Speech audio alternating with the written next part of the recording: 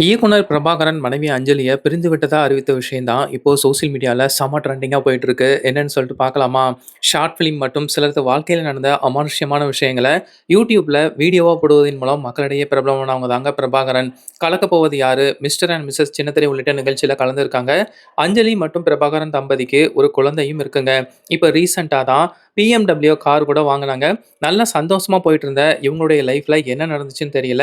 நேத்து பிரபாகரன் தன்னுடைய இன்ஸ்டா பக்கத்துல விவாகரத்து செய்ய போறதா ஒரு பதிவு போட்டிருக்காரு.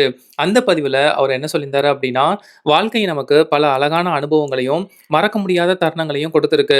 அதே நேரத்துல சில முடிவுகள் நம்முடைய மனதுக்கு மிக கடினமா இருந்தாலும், எடுக்க வேண்டிய நிர்பந்தம் வரும். நீங்க பலருமே கேள்விப்பட்டிருப்பீங்க. நான் மற்றும் அஞ்சலி எங்களுடைய வாழ்க்கை பாதைய பிரிந்துவிட்டு விவாகரத்து செய்ய முடிவு பண்ணியிருக்கிறோம். இந்த முடிவு எளிதா எடுக்கப்படல. நீண்ட யோசனை, புரிதல் மற்றும் நிறைய பிரார்த்தனைகளுக்கு பிறகு இந்த முடிவுக்கு நாங்க வந்திருக்கோம். இது யாருடைய தவறுமே கிடையாது. வாழ்க்கை பார்வை, எதிர்பார்ப்பு மற்றும் புரிதல் வேறுபாடுகள் எங்கள இந்த முடிவுக்கு கொண்டு வந்திருக்கு. நாங்க ஒருவரை ஒருவர் மதிக்கிறோம். நல்ல நினைவுகளோட இந்த அத்தியாயத்த முடிக்கிறோம். எங்களுடைய மகன் அர்ஜுனுக்காக நாங்க எப்போதுமே ஒருவராக தான் இருப்போம். இந்த நேரத்துல எங்களுக்கு உங்கள் புரிதலும், தனியுரிமையும் மிகவும் அவசியம்.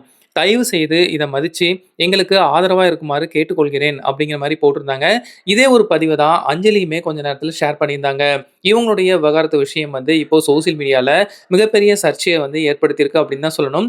இவங்க 2 பேரும் விவாகரத்து செய்ய போறதா அறிவிச்சாலும் கூட, அவங்களுடைய சோசியல் மீடியா பக்கத்துல இருந்து 2 பேரும் சேர்ந்து கொண்ட புகைப்படங்கள் எதையுமே டெலீட் பண்ணல. ஜிவி பிரகாஷ் மற்றும் சைந்தவி இப்ப ரீசென்ட்டா விவாகரத்து வாங்குனாங்க இல்லையா? விவாகரத்து வாங்குனதுக்கு அப்புறம் கூட ஒண்ணா இருப்போம் அப்படிங்கிற மாரி சொல்லிட்டு ஒண்ணா தான் வந்துட்டு இருக்காங்க. ஸோ அதே பாணிய இவங்க பின்பற்ற போறாங்களா அப்படிங்கிறது தெரியல. இத பத்தி நீங்க என்ன நினைக்கிறீங்க அப்படிங்கிறத மறக்காம கமெண்ட் பாக்ஸ்ல பதிவு பண்ணுங்க.